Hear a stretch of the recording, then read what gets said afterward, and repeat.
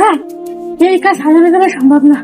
চলে আমরা নষ্টমী করি, বউ বিক্রি করি খাই। হালার বউ, আরে বউ বিক্রি না, এটার নাম কাপল ব্লগ।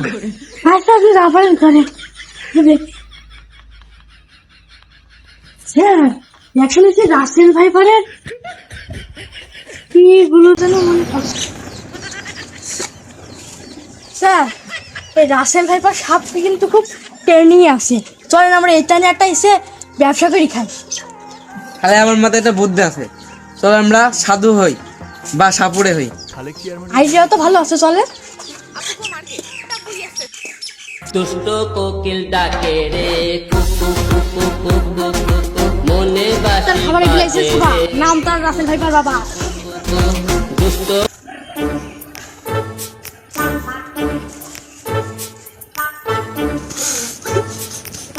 এই ভন্ডামি বাদ দিয়ে খদ্দের আসছে। সাধু বাবা সাইবার সাবে কাহানি দিছে। সাধু বাবা গো, সাধু বাবা। স্যার এই ছেলে বোধহয় মহিলার নিজের না, নালি পার কি এভাবে করে ফেলতো। আরে এখন কাপল ব্লগের সময়, এখন যে কেউ যেখান থেকে ছেলে টপকাতে পারে। তার খাবারে বিলাই দিছে থাবা, নাম ওনার রাসেল ভাইপারের বাবা। আবার আরেকবার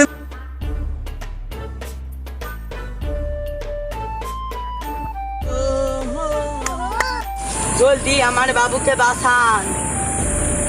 তোমার নাম কি? আসলিমা। হ্যাঁ, বিরাট সুন্দর নাম তো তোমার। তোর কটা বিয়ে হয়েছে? 15টা। এইবার বলো তোমার কি হয়েছে? আর আমার ছেলেকে রাসেল ভাইপো কামড়াইছে।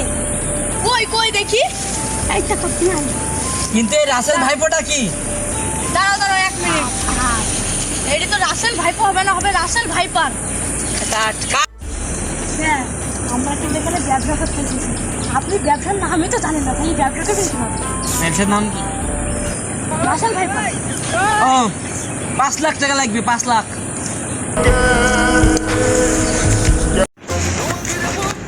স্যার একদিনে কিন্তু আমরা কঠিন টাকা ইনকাম করতে পেরেছি। এম যদি চল থাকে না এমনি বড় লোক হয়ে যাবো, কোটিপতি হয়ে যাবো। দাঁড়া, এটা ফোন দিয়েছে। ফোন কার কাছে? আমার কাছে আমার কাছে। ধরেন ধরেন ধরেন। হ্যালো,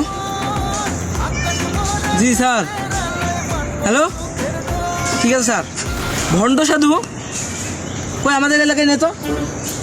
জি স্যার, দেখছি দেখছি দেখছি স্যার। ঠিক আছে স্যার, ধন্যবাদ স্যার। কে ফোন দিয়েছিল? আল্লাহর উপর থেকে আমাদেরকে ধরার পারমিশন দিয়েছে, আমরা এখন কি করব? এরকম রাসেল ভাইপারের ঘটনা আমাদের এলাকায় প্রায়শই ঘটছে। তো রাসেল ভাইপারের অধিকাংশ সময় ঘটছে। এখন এবং কোনো সাধু বাবা বা ডাক্তার কোনো হচ্ছে কবিরাজ বা কারো কাছে যাবে না।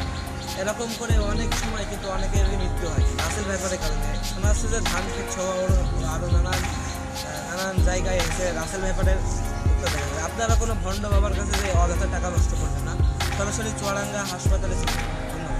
তো এটা হচ্ছে ভিডিওর প্রথম পার্ট। যারা দ্বিতীয় পার্ট দেখতে চান কমেন্ট করুন। আর হ্যাঁ, অযথা টাকা নষ্ট না করে ভালো জায়গায় পরামর্শ